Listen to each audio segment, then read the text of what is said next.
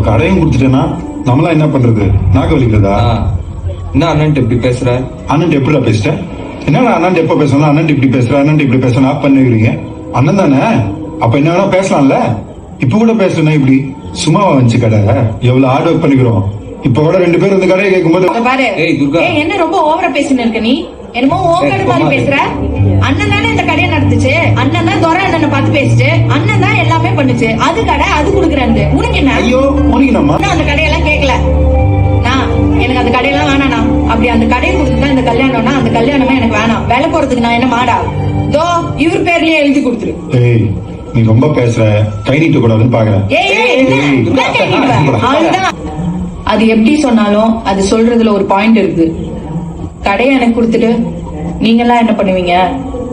அதுவும் இந்த கல்யாணம் பண்ணிட்டு போறதுலாம் எனக்கு பெருசா இஷ்டம் இல்லைண்ணா.